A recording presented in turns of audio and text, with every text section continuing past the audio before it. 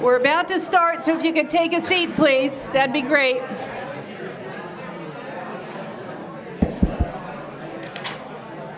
Welcome, friends. The Sentinel's here today, and young woman Jenna was asking me how long we've been doing this, and I thought it could be 20 years now, quite truthfully.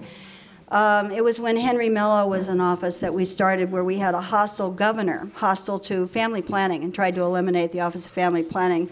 So our first efforts were kind of the clinics and state family planning funds, and then it just kind of leapfrogged from there and got a very big boost during the Bork nomination when a lot of the local social justice groups joined with us. And, you know, so 38 years later, this is still very much a right we're still fighting for, as many of you have heard, have been listening to the attacks on the health care plan and the particular targeting of abortion insurance so lately.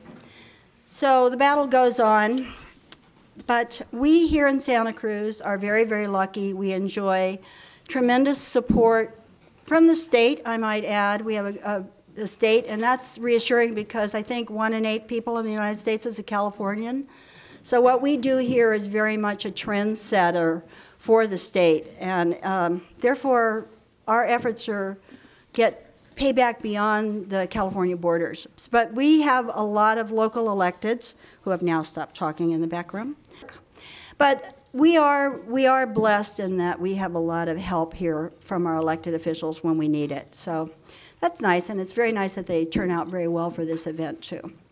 So I also want to say that we are also being taped by community TV today.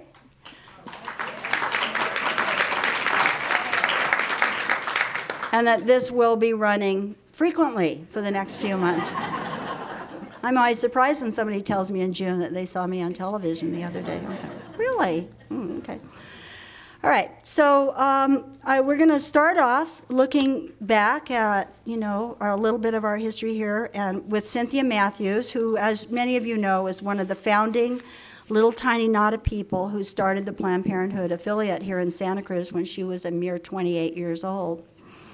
She had a phone in her kitchen, a second phone that said Planned Parenthood, Santa Cruz County. So here she is. She needs no introduction.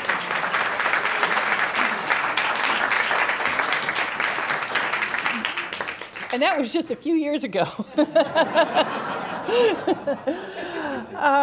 Well, this is a wonderful annual event bringing together the pro-choice community. And as Carol mentioned, this is a coalition. I think, its real strength. And if you look on the back of the program, you'll see all the member organizations in Santa Cruz that are part of this coalition. We thought it was really important starting the program this year to acknowledge a few people who've been so much a part of this effort for many, many years, who passed away within the last year, but whose leadership and spirit are still very much with us. So I wanted to start by acknowledging Ted Durkee, who passed away just last week. He was the county administrative officer in the mid-70s. He came from LA. He wasn't the CAO for a long period of time, but he definitely left his mark. I was talking to John Laird earlier. One of Ted's really lasting impacts was that he hired a lot of very bright, energetic people committed to public service, of whom John was one. And Ted really set the tone for a responsive, progressive local government, including a very progressive health department. And we have many people here, and we certainly benefit from the involvement of that very connected, responsive county government still. Personally, Ted was very involved with Planned Parenthood. He was the board president. He was a regular, generous supporter for years and years. He always attended these events. And Ted had a remarkable quality, a very sweet person, of attracting good talent, encouraging them, giving them freedom to thrive, recognizing them, and appreciating people as personality. I think anyone who interacted with Ted felt that he was there encouraging them to do the right thing. So we really appreciate everything that Ted meant to this community. Our issues, but so many more as well. Secondly, I want to acknowledge Lorette Wood. Again, you know, I say the names and people think, oh.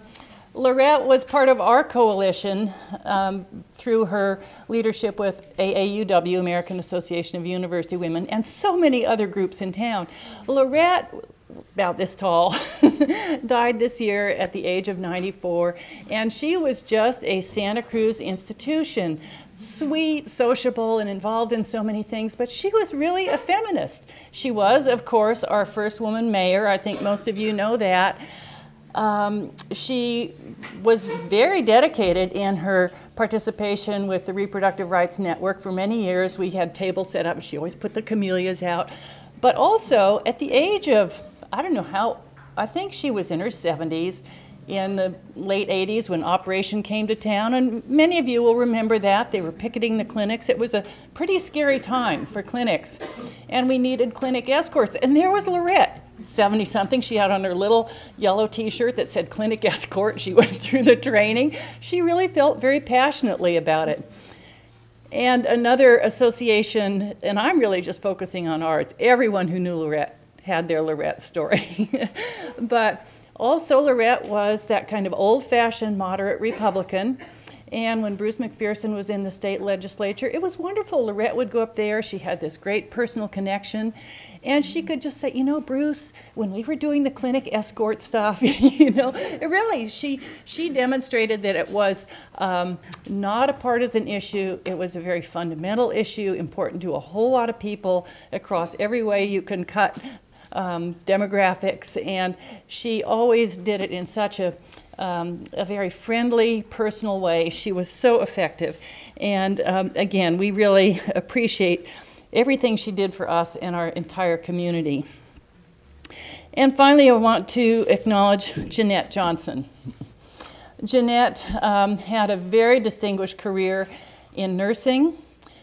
She got her nursing education in the early 40s at a time, of course, when abortion was illegal. And shortly after getting her nursing degree, she became head of OB complications at the hospital where she worked. Well, what do you think that meant in those days? And that early experience really motivated Jeanette throughout her life to be very dedicated to certainly reproductive health, reproductive choice, women's issues.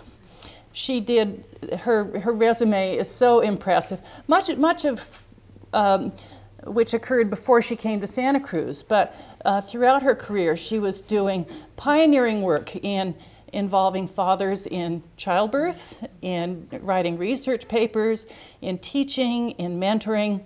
And for Jeanette, nursing wasn't just medical care, nursing was values as well. And she always carried her values through to her work. So when she moved to Santa Cruz in the early 90s, she became involved with Women's International League for Peace and Freedom, and it was through that group that she came to the Reproductive Rights Network.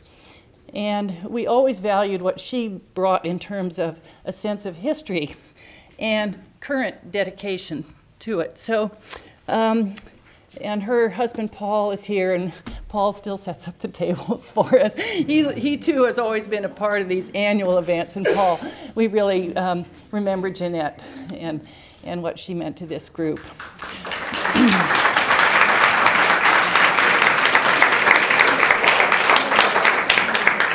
And all these people that I've mentioned, there's so many other groups in town that could give their tributes. I've only focused on their involvement with this issue, but I think it does show how many different groups and how many different life experiences contributed to the strength of our cause today. So in memory of these people who meant so much and encouraging another generation of health professionals dedicated to this, the Reproductive Rights Network will make a donation to a nursing scholarship at Cabrillo. We want to carry this work forward.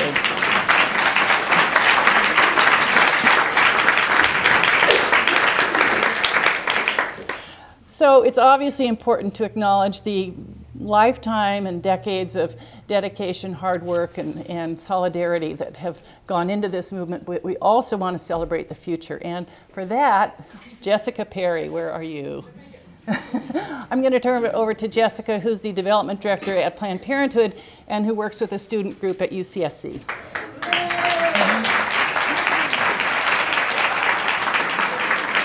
Well, thank you, Cynthia, and thank you, everybody, for being here today, and not only today, but for the work you do every day in this community to protect reproductive rights. I know a lot of you are part of the organizations represented here today. A lot of you are volunteers and contributors on so many levels, so thank you. And I do have the privilege of introducing a young leader this morning who has done an 8-month internship with Planned Parenthood. And she has worked on projects, for example, she's helped organize phone banking for Governor Brown, for Barbara Boxer, for parental notification measures in other states. She's also helped with the Get Out the Vote campaign and helped voters identify their polling stations. She has attended Young Leaders conferences for us to build her skills as an organizer. And today we'd like to honor Jessica Arnold. Would you please come to the stage?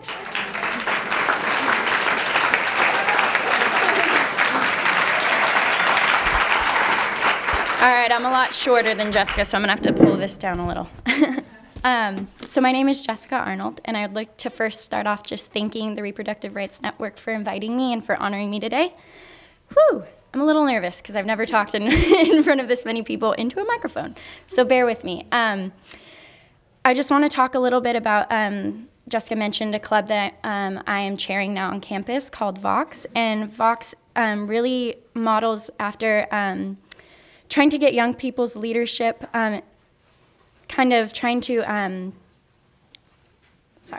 organize and support the new generation of pro-choice reproductive activists, reproductive justice activists. We believe that in this group it's vital to sort of organize and try to create a space that we can continue the conversation and really address the issues that have changed and that have come in the past. Something that I'm working on right now is just trying to recruit and getting people to be as inspired as I am by the work that you guys have done, and really trying to form collaborations between work that other people have done and the work that we're trying to do now. So with that said, I would just like to thank you once again and say what an inspiration it is to be in a room full of people that care about the same thing as me. That's really, really powerful, being a young person and feeling empowered to go out and make a difference. So thank you.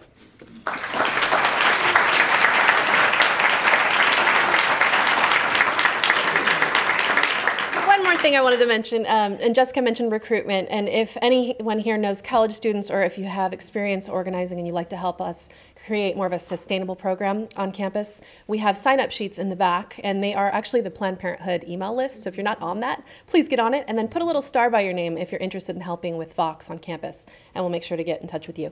And then I wanted to also mention, before I give it back to Carol, at the end we do an action alert, and they're listed on your program, but one that didn't make it on is called Birth Control Matters, and we have some information in the back. We at Planned Parenthood think birth control should be available without a copay. Anyone agree with us? Yeah. Thank you. So we could use your signature on that if you're available for that. And from that, I'll turn it back over to Carol. Thank you.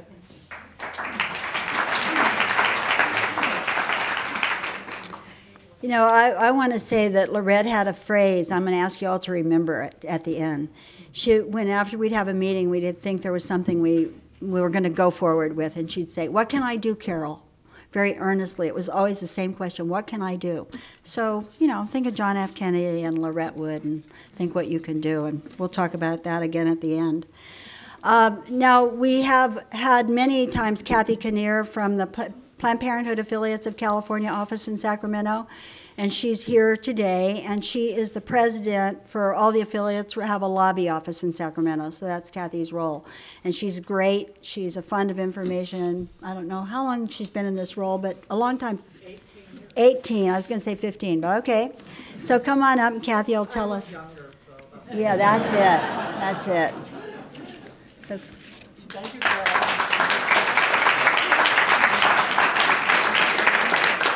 Well, it's always nice to be here and to see so many familiar faces. This is one of my favorite duties on my job description, which is to come into communities and share what I know about what's happening in the world of politics. but also have an opportunity to hear from you about what's really going on in your communities. And this is a very special event in a very special community. So I know you wake up every morning and thank your lucky stars you woke up in Santa Cruz and not Topeka, Kansas. So, well, here we are. And for me, it's a double pleasure because we've had a week of fog in Sacramento and we barely saw the sun. So I'm enjoying this glorious sun. And I really appreciate all of you being here on such a beautiful day. So let me give you a little bit of news from Sacramento, and then actually the biggest challenges we face from a reproductive health perspective lie in Congress and the White House. So let me begin. Sacramento, everyone's heard about our budget deficit, I presume, because it is significantly large that it will impact anything and everything you care about. It's very serious. It's not just the first year we faced it, but it's now, going on its 4th and 5th year. So Governor Brown has a challenge ahead, and the legislators who actually have to work in partnership, which will be nice to have that happen for the first time, a partnership between the legislature and the governor's office, they have some hard decisions to make. And I know that for many of them, they're going to be put in an unfortunate position of having to cut programs that they truly and deeply care about. But there's probably no way around it at this point, given the fiscal reality of the state. As you know, Jerry Brown, I have to confess, I started my career during the last 2 years of the Jerry Brown administration. Yeah. So I've kind of been around a long time, and everybody kept asking me, well, are you really excited about Jerry Brown coming back? And I said, you betcha. So mainly because it was really a privilege to be able to work with someone who truly was a visionary and could see beyond today and into the future and into tomorrow. And I often think of the role of state government is to help protect our future. It's not about today as much as it is about the future. And having a governor who was committed to that and also had a sense of social justice, that was something that was very important to me in the governor's race when I compared Jerry Brown to Meg Whitman, and someone who really had a soul and cared about what happened to people in their everyday lives, I think is very important at this time in our fiscal crisis.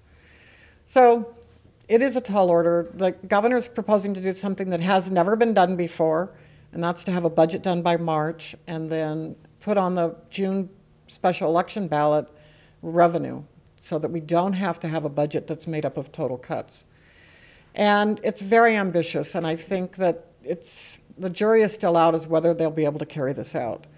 But I think it's really important for all of us to work together to support this governor and what he's trying to do in solving a very difficult problem.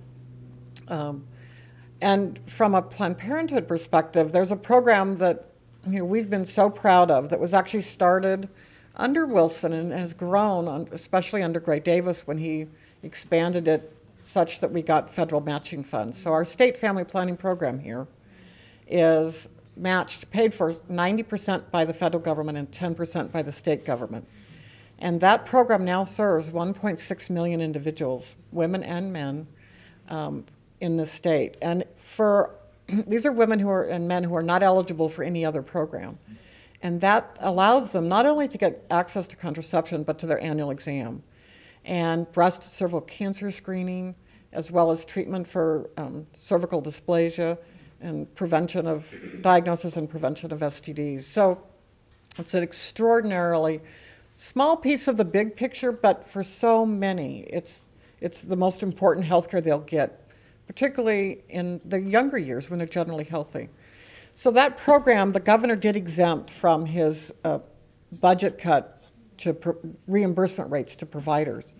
And I have to say that we were able to pass a few years ago legislation that allowed us to increase the reimbursement rates for the family planning to providers. And the reason, basically the Medi-Cal reimbursement rates are set in 1985. So you can see none of our costs have remained at 1985 levels. So that rate increase has allowed us to expand services. And at Planned Parenthood alone, we're seeing in some instances 20 to 40% increase in patient volume because we can finally now hire the staff we need, and we can help expand the hours of service we have. In some places, we're now serving patients 7 days a week, evening appointments. So that money's been so critical to expand access to reproductive health care. And we're very happy that the governor has recognized that and has excluded it from his provider rate cut. So, but we're not done. The governor's budget has a long way to go, and particularly if there's no revenue. So stay tuned, and I know you'll be hearing about it because it's in the paper every day. For this year, because of the severe budget crisis at Planned Parenthood, we really put some of our policies on hold because we wanted to put all of our energy in the budget. We want to work with the governor if he does get a ballot initiative on to put revenue, and that became our first priority this year. But I want to take a minute to just talk about what's happening at the federal level, because that's where we face, we can live in the most pro-choice state, you can live in a pro-choice city and a county, but what happens in Congress can impact us here in California, and I don't want to make it sound like, because you all have Sam Farr, and you go like, we trust Sam, Sam would never vote against an issue, but Sam's now in the minority, and we're really in the House going to be up against every attack, and it's not just they know they can't repeal abortion, so they're on this trajectory to just make it so no one can actually get one. And the latest bill that was just introduced on Thursday, we heard the debate on healthcare reform and what happened to abortion coverage. It's been bifurcated so that if you want abortion, you have to buy a separate package, a separate policy, and it has to pay 2 premiums, one for your abortion and one for not. It's just a convoluted mess. And they now want to basically eliminate abortion coverage in all insurance. And their argument is, well, people get a tax break if you're a small business, you get a tax break, so that's a federal subsidy of abortion. So they want to strip abortion out of literally every health insurance policy and make it completely unavailable to all women who have insurance. And, the danger in that is that, yes, in the House it's going to pass, and we hope in the Senate it'll be stopped, but it's going to be passed in state houses across the country. So, our work is just never done. And what makes us successful in the long run is support from a community such as Santa Cruz across the country. And I always feel like we kind of have a double burden, if you will. We have to work not only in our states, but the work we do has to help our colleagues across the country. And we're able to do that oftentimes in California. So it's going to be a challenging year, particularly at the federal level. Again, we're blessed here. But I want to talk about one note, and this is a retrospective looking back at the Senate race, because Barbara Boxer, everyone knows in this room, I'm preaching to the choir here, she's been a tireless defender of women's rights, but she was up against a 100% anti-choice candidate in Carly Fiorina. And, Boxer has always had high negatives, and, her campaign really had to work overtime to be able to pull that victory off. It wasn't a given. It was a lot of hard work. And I remember early on in the first debate, Carly Fiorina saying, look, at abortion settled. It doesn't matter. But yet, she went on to say, well, I would vote to overturn Roe v. Wade if it came before the Senate floor. So I'm like, well, how settled is that then, if you would vote to do it? And I think that, her strategy was to not talk about abortion. And that, if you look at the federal election and elections all across the country, abortion wasn't a key issue. They ran on fiscal conservatism. Well, now, one of the first things they're doing is attacking abortion. And they're attacking it in the 29 states that are 100% anti-choice. So I really want to make sure that those of us who are in places as blessed as Santa Cruz, that we never take abortion for granted. That it really has to remain first and foremost at the top of one of our criteria when looking at elected officials, because our opponents are never ending and they're going to keep going. So I know that we can always count on the citizens of Santa Cruz to be there with us every step of the way. And I do want to point out one thing that's on your chair, and there's also over at the table, if you notice, there was the photo of Congresswoman Gabrielle Giffords. And I have to say how deeply shocked I think many of us were of that tragedy in Tucson. but it really was because of who she was and what she stood for. And, you know, she's from a state that's very much anti-choice, but she was a beacon of light in that state. And she was, you know, targeted for assassination. Yes, she is. She is. Sorry. Thank you. She is a beacon of light in that state. And it's chilling, absolutely chilling to think that there are those who would go so far as to try to take her life over that. So there are note cards on your seats and over there. If you would all write a note to her and just wish her well, because I know she's in my heart and all of yours. So I shouldn't talk about this, but it's obviously very personal. And she's been a big friend of Planned Parenthood, and we've been honored to work with her. But now I want to talk about someone you get to work with every day, and we get to work with in Sacramento, and that's someone who actually doesn't need an introduction to this group. I could tell when we just announced his name, and that's Assemblyman Bill Monning. He truly is beloved by all of you, it's clear. But I want to say something from a Sacramento perspective. You know, there's 120 people elected to represent the citizens of California and do the people's business, so to speak. And they come from all backgrounds and all different points of view and interests. And so from a Planned Parenthood and quote a lobbyist perspective, we have to figure out, well, you know, how do we look at this group of 120 people and how do we know who are the people you can go to, who are the people you want to avoid, who are the people you know you don't even have to ask them to do something, they already know what needs to be done and they just do it. And so every year there's really a fairly elected group of people that we put on our list. This person is so rock solid, we don't even have to bother them, because then we got to go talk to the people. We have to make sure they stand up and do the right thing. And so you have in Bill Monning someone who, not just on reproductive health, but I think on a whole range of issues that are important to this community, environment and social justice, education. Bill is someone who's a stand-up guy. He's someone who will be there for every fight and leading the efforts and applying not only his passion but his intellect to helping us solve some of the challenging problems that we face. So Bill, thank you for doing that and thank you for joining us today. And thank you all for being here and this opportunity to join you. I also want to acknowledge the work of Carol and Cynthia and so many of you who year after year not only organize this brunch that brings all of us together, but who do the unseen and the unheralded work to maintain the vigilance, not just in our own community, but to monitor what's going on around the state and around the country. I also want to acknowledge publicly Secretary John Laird. John, congratulations.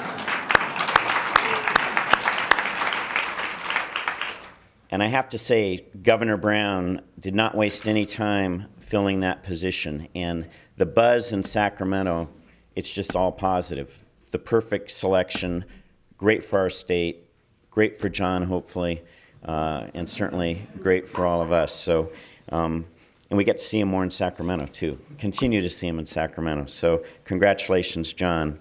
I also want to thank both Jessicas and to offer my congratulations to Jessica, who's doing the organizing at UCSC.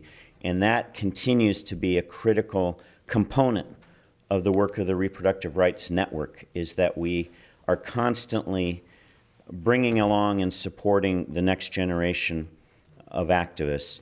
I also want to just share in the recognition of our fallen leaders, and I really appreciate Cynthia sharing that, and it's nice to see Paul here today, and I know Jeanette's very present today as well, so thank you for being here.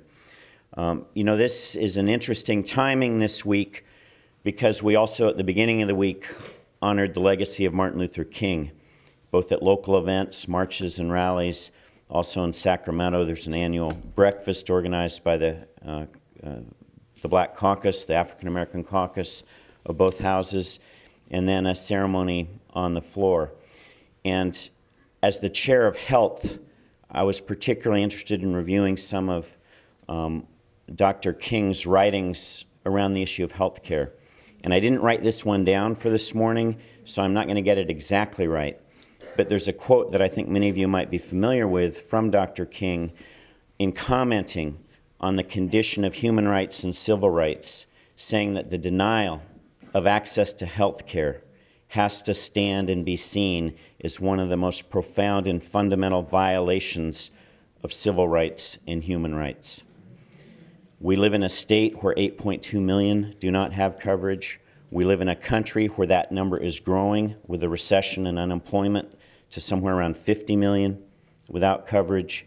And I think we live in this condition of health care being a paycheck away, a job away, an emergency room visit and bankruptcy away.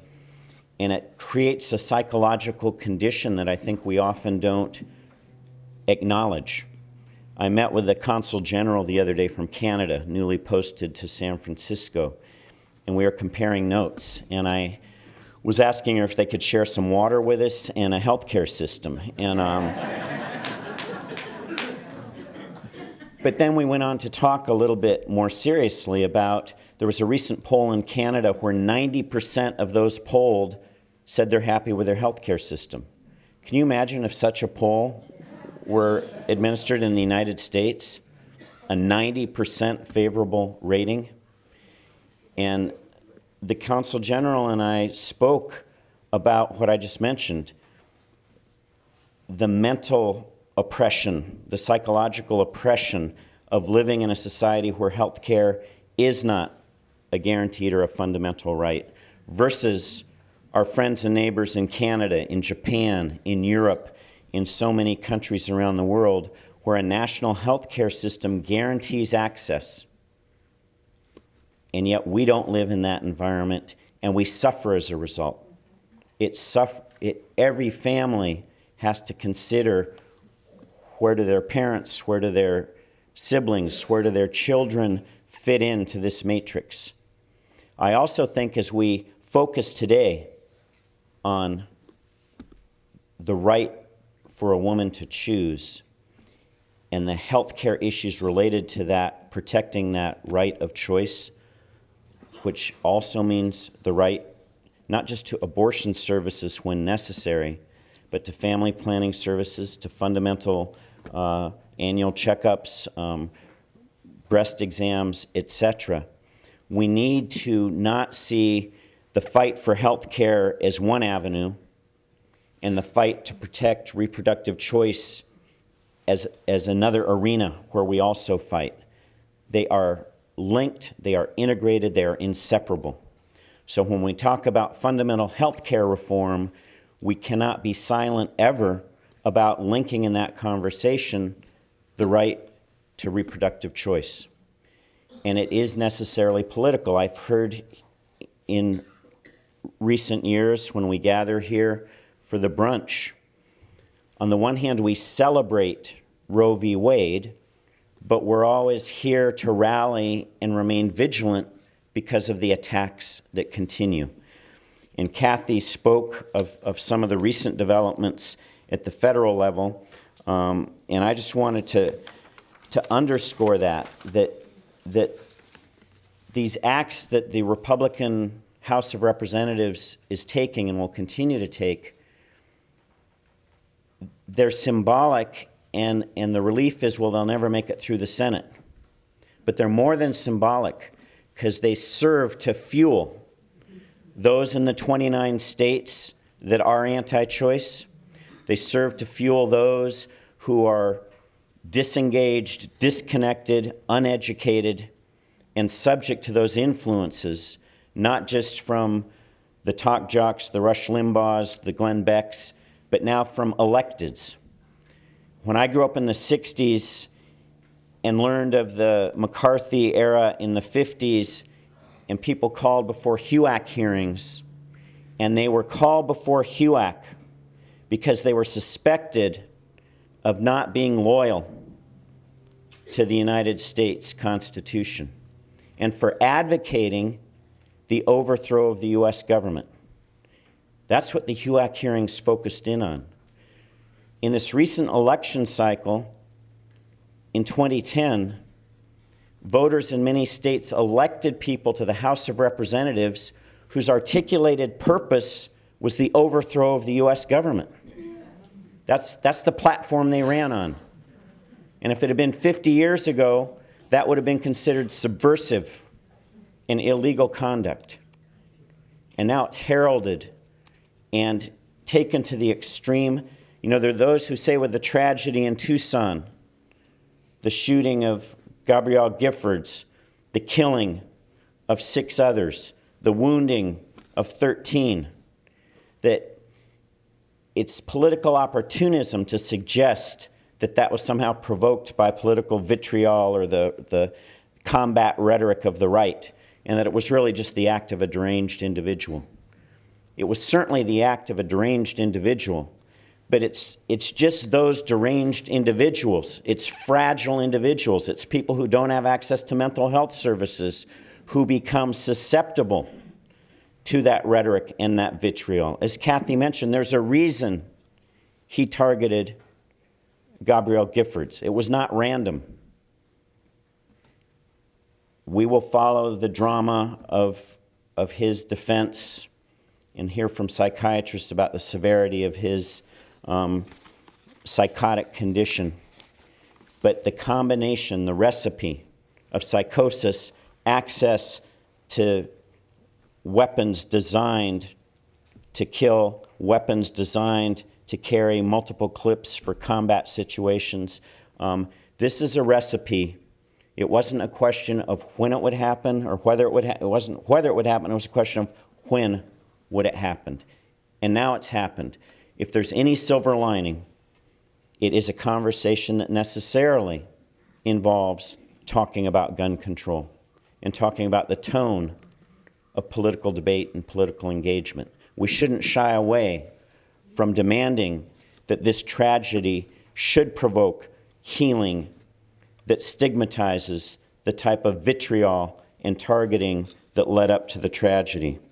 But let me come back a little bit to the health care issue. Kathy mentioned just this week, the Republican House voted to repeal the Affordable Care Act. The next day, they voted the so-called No Taxpayer Funding for Abortion Act. Now, we don't expect either of these to make it through the Senate, but they're using these as platforms. And the doublespeak, the campaign to repeal the Affordable Care Act, arguing that it's a deficit-increasing piece of legislation when the real motive of it, unfortunately for me, goes maybe too much towards deficit reduction and not enough towards expansion of health care. But it is a vehicle that was passed by both houses, that was signed by President Obama, in which we in California are moving forward as quickly as possible to implement. Last year, we passed the establishment of the medical exchange, which will be California's purchasing and delivery system. We're going to go from 8.2 million without coverage. We will cover about 4.5 to 5 million of those 8 million. It's a huge step forward. And remember, if we consider those today without that insurance coverage, some may have some access to family planning services through the program that Kathy mentioned, but we have to integrate our approach to health. My wife Dana, who's still working at Natividad Hospital, she's left clinical medicine. She's now working as the director of the Health Promotion and Wellness program for the county. And this idea is to try to push the rings out from diabetes treatment to diabetes prevention and promoting wellness in our communities. Our vision of healthcare reform, it shouldn't be a continuation of access to doctors and hospitals for the treatment of illness and disease. That's the system we're living in right now. We need to transform a healthcare system to one of wellness and health. A robust and healthy healthcare system promotes health and provides, thank you.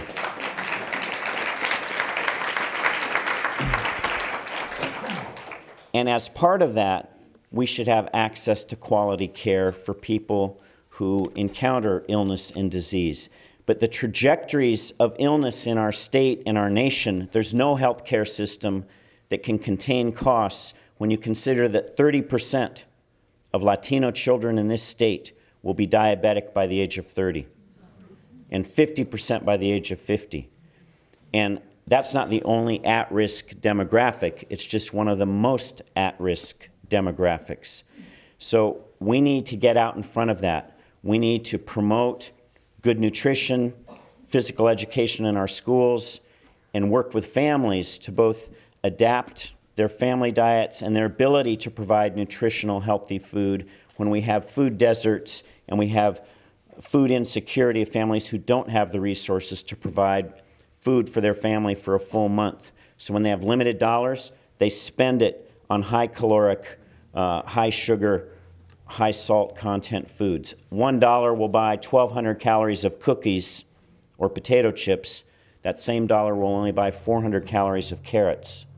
So when you're living under this food insecurity, you spend that dollar on higher caloric foods. But there's a lot of great work happening here in Santa Cruz County in our schools, farm to school, people promoting not just in the schools but back to the homes. I'm introducing legislation this session to tax added sweeteners to beverages, sometimes called a soda tax. This has been successful in other states. It was defeated last year in California.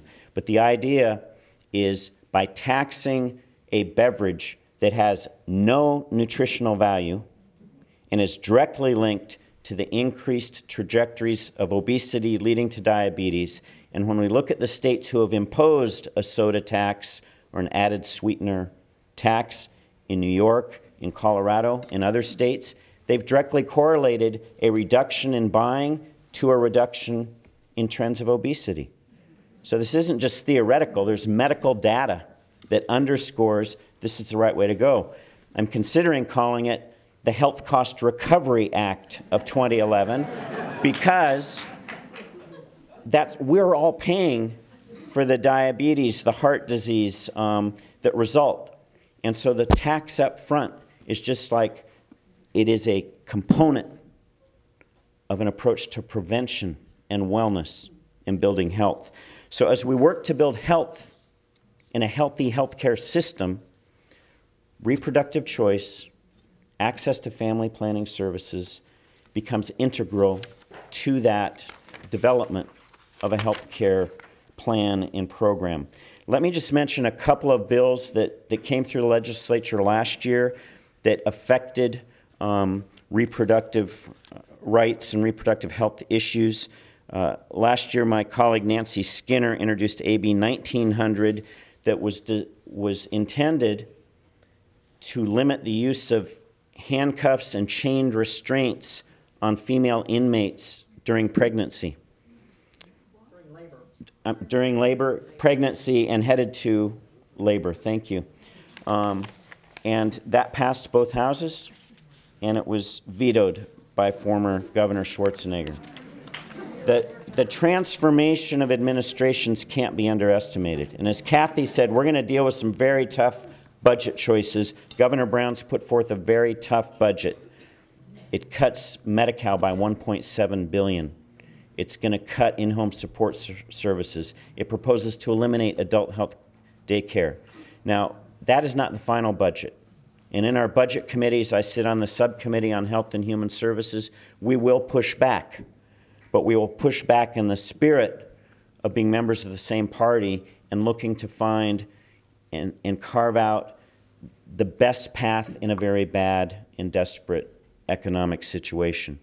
Last year, I carried a resolution that was brought to me by Bud Winslow and the senior legislature folks from our district, and I was proud to carry that and win support in both houses. This was the resolution passed, it was called AJR 32, and it directed the U.S. Senate to ratify and for the President to sign the Convention on the Elimination of All Forms of Discrimination Against Women. It's the only comprehensive international treaty that guarantees women's human rights and the prevention of discrimination against women based on gender. Now, as I brought this through the committees, on the judiciary in both houses and on the floor, I was challenged by some of our very conservative Republican counterparts who were asking, what does gender equality have to do with choice and a woman's right to choose? And then they went on to say, and why are we wasting our time on these resolutions that don't mean anything? It's a waste of the taxpayers' time and money.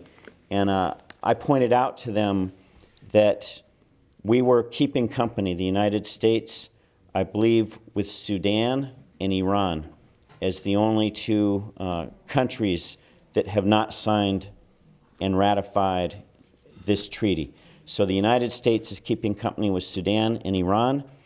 All other member countries of the United Nations have signed and ratified this convention. So it's critical. These are more than words. These are documents that have implementation codes and are respected. Any treaty signed by the President of the United States, ratified by the U.S. Senate, requires 2/3 to ratify a treaty. It becomes, by act of the Supremacy Clause, part of our domestic law. So this, when ratified and signed, it's no longer, people say, well, that's international treaties. Republicans don't believe in international law and international treaties. They can believe whatever they want. It's part of our domestic law, and it becomes enforceable in our local courts, superior courts, appellate courts, state supreme courts. And if there's ever a conflict of law between a local law, a state law, and international law that's been ratified by the U.S., the Supremacy Clause dictates that that international law trumps a law developed at the local level. So these are more than symbolic. These are critical pathways to coming in to harmony with the community of nations. Thanks, Bud. Yes, where's Bud?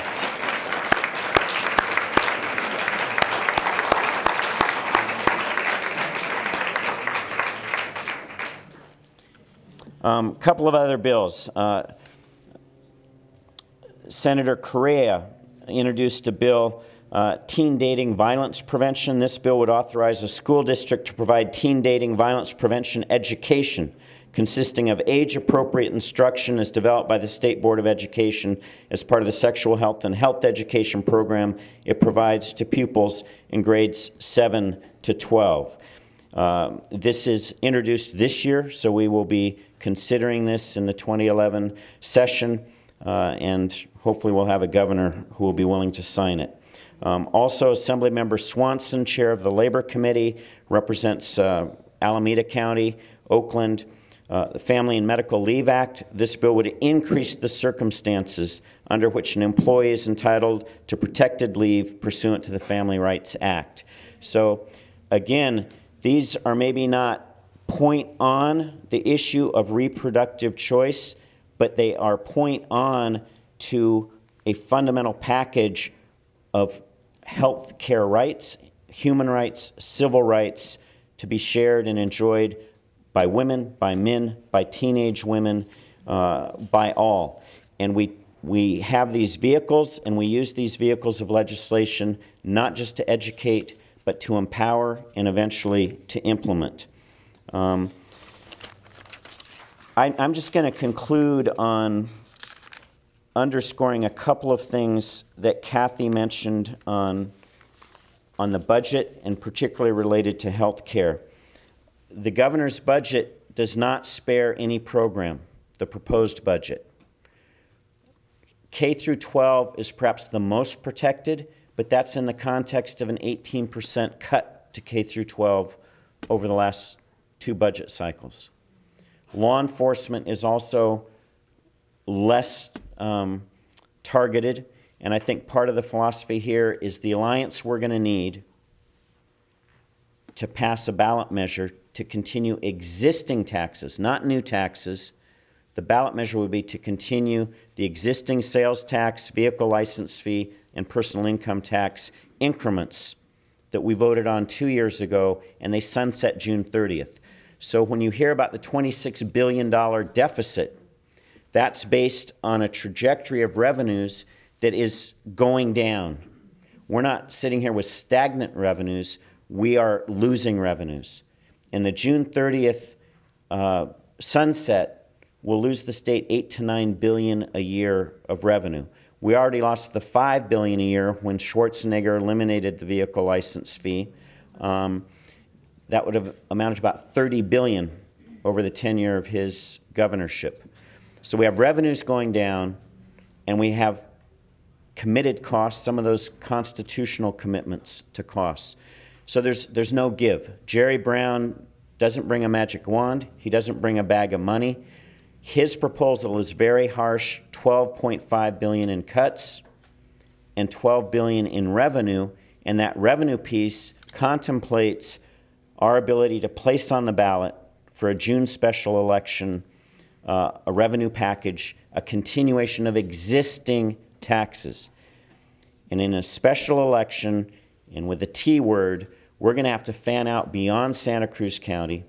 We're going to have to contact our friends and allies with organizations and others in every assembly and every Senate district in this state to make sure people understand the consequence if that is not passed. And when Jerry Brown was asked, and what if the voters don't support this, then what? He said you can double all the cuts. The cuts as posed, and again, this is a dynamic. Our budget committee is going to be engaging with different interest groups on some of these proposed cuts. But as I mentioned before, the elimination of adult health daycare. You know, our elder center here in Santa Cruz, these are families for whom working adults, if they lose access to the elder care, perhaps leave a job, adding to unemployment, reducing what's coming into the state, and affecting the quality of life for those families. It reduces Medi-Cal reimbursement rates by 10%. They're already so low that many practitioners won't accept Medi-Cal. And our expansion of eligibility and access through the Affordable Care Act contemplates there being doctors and healthcare professionals to take on 4.5–5 million more insured in the state. And yet we're going to have a shrinking number willing to take Medi-Cal because of those proposed cuts.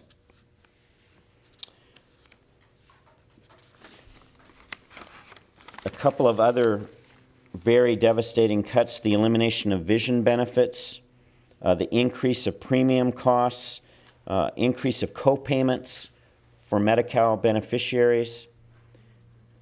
The governor's proposal would have a copay to go to a clinic. It would have a $100 copay to go to a hospital.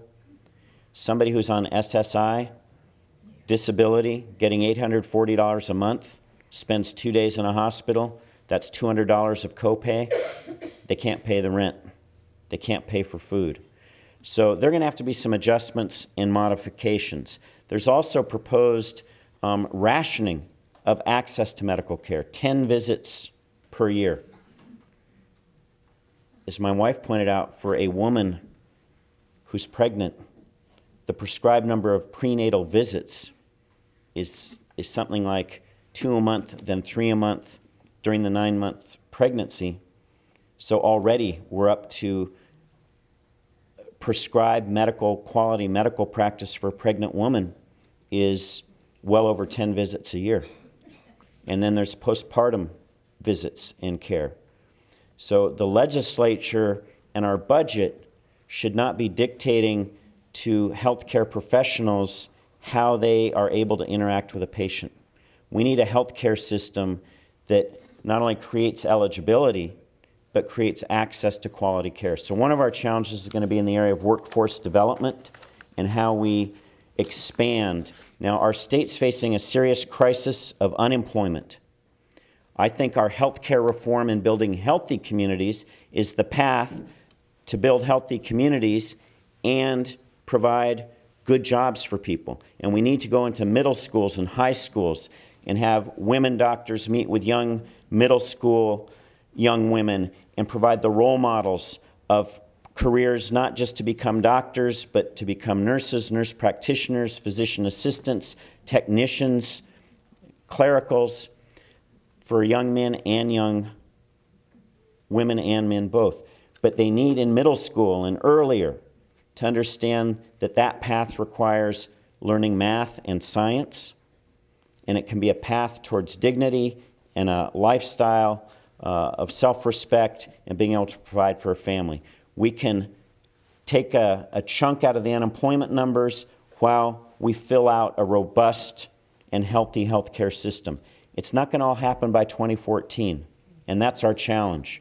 As we expand this eligibility within three and a half years, how are we going to meet the needs and the demands?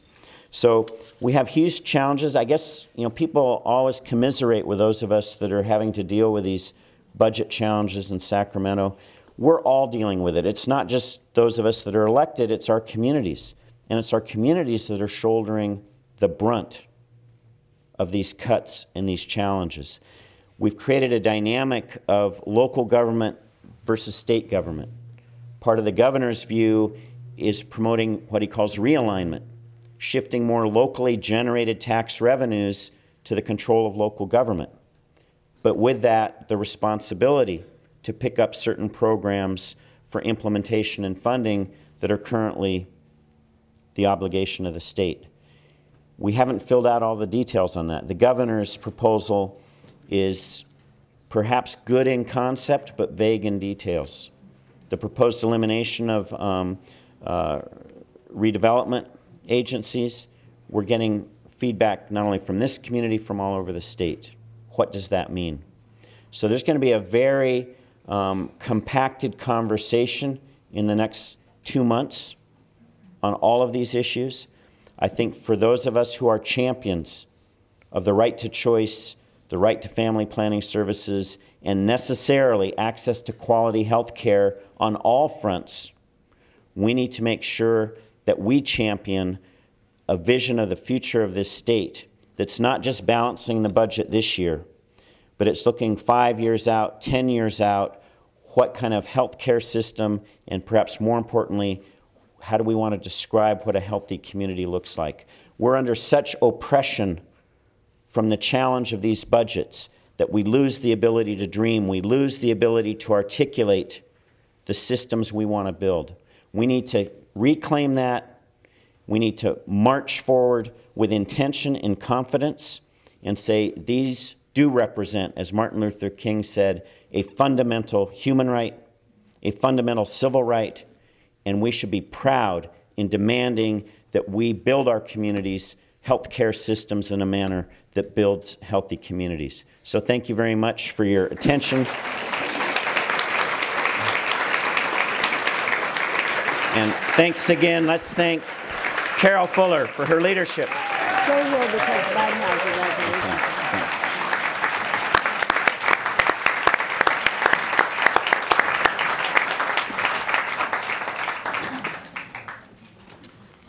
I'm glad Bill told you about the UN resolution because someone from the senior legislator and Santa Cruz County School Board member Bud Winslow has a special recognition for Bill for his work on that.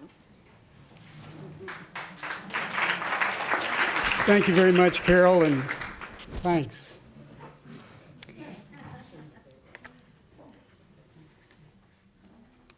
Certificate of appreciation to Bill. His contributions on behalf of the seniors, half of whom are women, over half, you're right, by authoring this joint resolution 32 on gender discrimination. Now this resolution went back to every member of our delegation in Congress, senators and House of Representative members, to the President, to the Vice President, to the Secretary of Foreign Relations, to Hillary Clinton, who also endorses this. So, Bill, I'm just so pleased that I can do this. Thank you. Well, you did. You brought the idea. Thanks, Bud. Thank you. As Bill mentioned, 186 countries have endorsed this. And where are we? We're with Somalia, Iran. So thank you a million, Bill. Keep up the good work. We're so fortunate here. Bill, I have a, you didn't mention, I saw in the paper this past week, and you did mention that that California is implementing a lot of the national health care plans early, which is great. And one of the things I saw in the paper this past week in terms of gender discrimination is that private insurances, which we all have to buy, even if you have an employer, they're buying private insurance for you. We all have, they do age brackets you pay. Well, they also are doing gender brackets. Women pay more until they're seniors.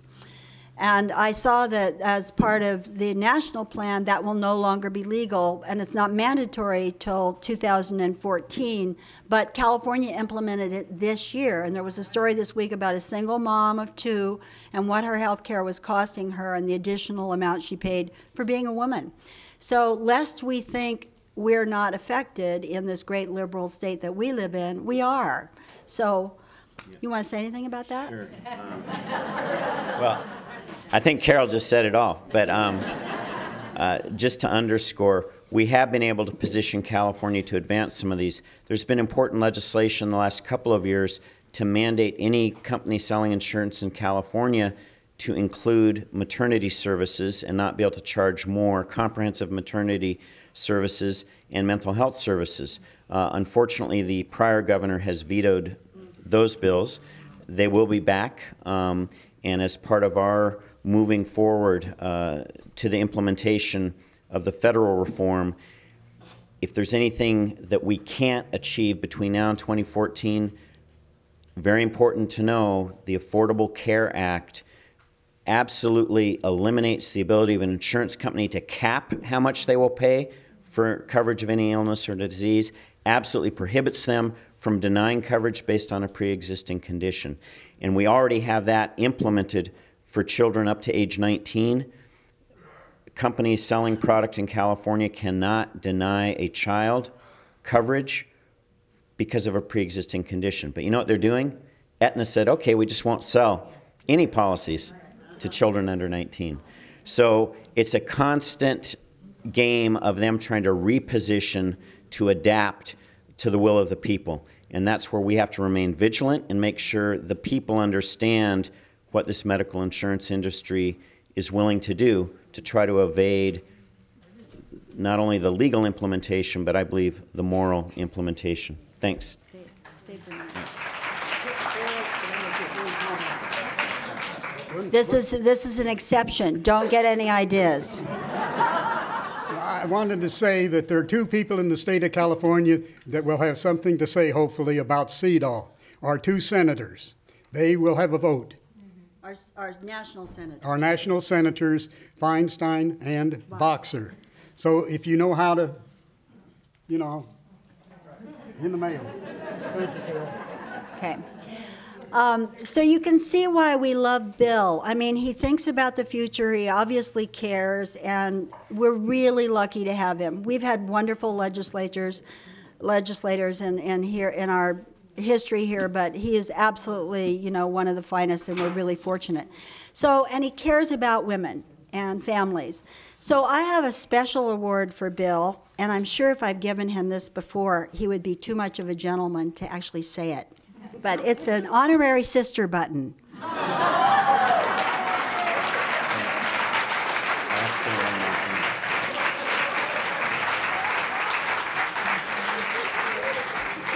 I am tremendously honored. I do not have this button. Last year, Carol asked me if I had the framed key paragraph language from the Roe v. Wade decision, and I said, no, I don't have that, and she brought it. It's now hanging in the Sacramento office prominently, everyone who comes into the office. And as I sit, and again, thank you all for being here, please join me also in acknowledging Adam Spickler, his work in preparing me for this event and for so many events. Adam, please stand.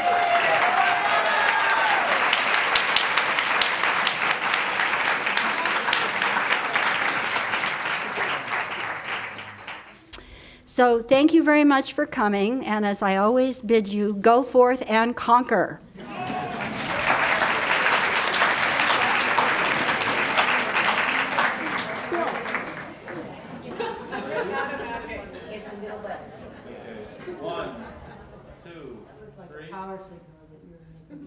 Oh, it was the powers. I got it. Thank you.